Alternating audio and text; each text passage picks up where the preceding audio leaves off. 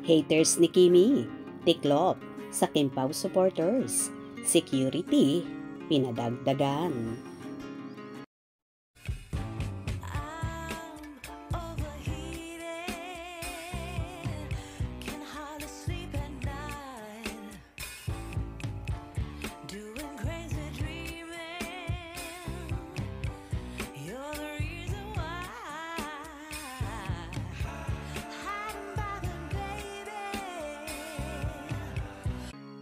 Nanawagan nga ang ilang Kim Pao fanay na dagdagan ang security personnel ni Kim Chiu at Paolo Abilino sa kanilang mall tour sa Cebu. Noong March 15, simula alas 2 ng hapon para sa promo ng lalabas nilang movie, ang My Love Will Make You Disappear. Nangunguna ang isang Kim Pao fanay na si Carlos Miguel sa pag-post nito sa kanyang ex na nakikiusap sa mga security staff nang pupuntahang mall ng dalawa sa pag-aalala na baka malagay sa peligro ang kaligtasan, hindi lang ni Paolo lalong higit ni Kim. May kaugnayan sa hindi maampat na hate comments kay Kim na mga sinasabing die-hard Duterte supporters o mga taga-suporta ng dating Pangulong Rodrigo Duterte, kaugnay sa pagkakakulong nito ngayon sa detain facility ng ICC sa Hague, Netherlands. Nag-alala mga Kim Pao na baka may magtangka na manakit sa Kim Pao dahil sa maling impression kaugnay sa deserve or deserve spell ni Kim sa It's Showtime kamakailan lang.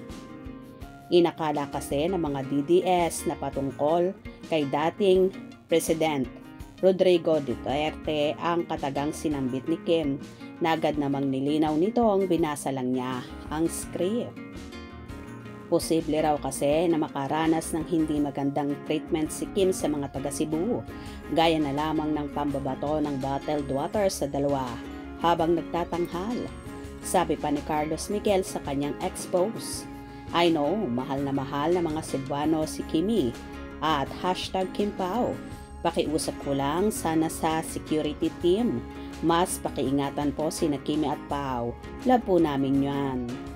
Nangangako naman ang mga Kim Pao Cebu Phantom na magmamatsyag silang mabuti para matukoy agad ang sinumang magtangka na saktan ang kanilang mga iniidolo.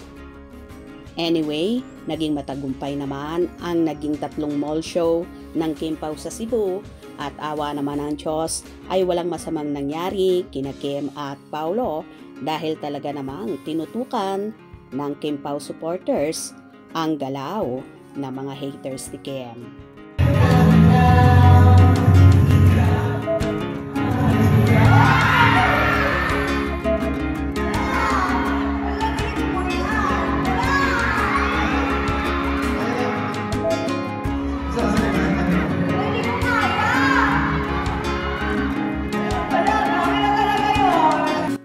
Samantala, grabe naman ang ginawang pakilig ng Kim Pao sa Cebu sa naging 3 mall show kung saan kilig na kilig din ang mga manonood.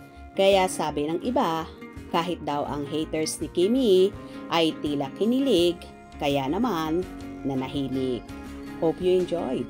Please subscribe for more info.